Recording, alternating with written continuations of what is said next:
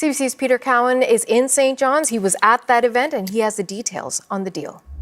This deal is being sold as the largest hydroelectric deal ever announced in North America, worth something in the neighborhood of $70 billion. $70 billion. And Canada's message, our own destiny. New products. Do you believe those tariffs will come into effect on Wednesday?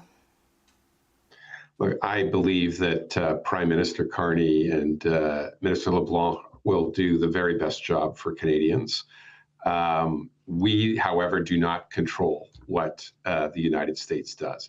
We can control our own destiny, however, and that's why the Prime Minister was here in Newfoundland and Labrador today in partnership with the Premier of Quebec and in partnership with the Premier of Newfoundland and Labrador to announce the largest private sector investment in the history of this country, $70 billion, the largest clean energy project in the history of North America.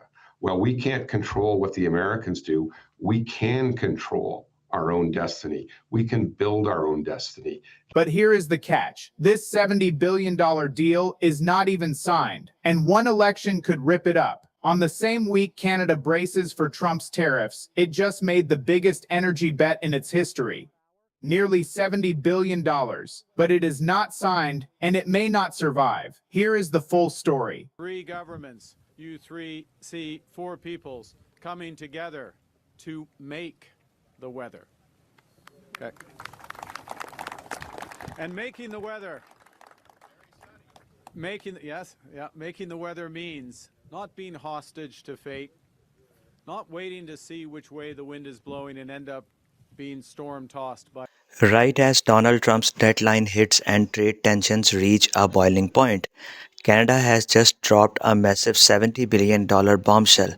Prime Minister Mark Carney, along with the premiers of Quebec and Newfoundland, announced the largest clean energy investment in North American history at Churchill Falls.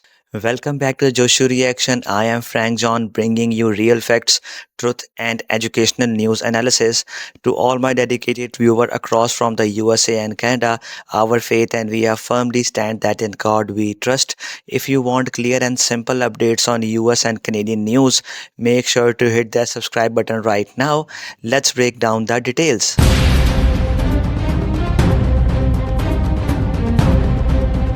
This historic deal replaces the 50-year-old 1969 Churchill Falls Agreement. The new plan will triple current power generation capacity to 14,000 megawatts of clean energy. To put that into perspective, that is double the output of North America's largest nuclear plant and equal to 18 Hoover dams. It will generate enough power to heat, cool and power homes in Toronto, Montreal and Vancouver combined. Ottawa is providing $10 billion in financing to ensure affordable energy prices for residents. Why announce this right during tariff week? Because this massive power boost is designed to unlock the Labrador Trough, which holds some of the world's richest deposits of iron ore and graphite. These critical minerals are essential for electric vehicle batteries and global steel supply chains. Canadian leaders want to show Washington and the world that Canada can control its own economy destiny and building domestic strength no matter what happens across the border. But there is a major catch to this deal. First, the agreement is currently non-bidding and final contracts won't be finalized until December. Second, the Premier of Newfoundland cancelled a promised public referendum on the project. On top of that, Quebec is heading into an election and opposition parties leading in the polls could decide to cancel or renegotiate the agreement if elected. Now, I want to ask you just simple 2 questions. Is building massive domestic energy projects Canada's best defense against US economy pressure?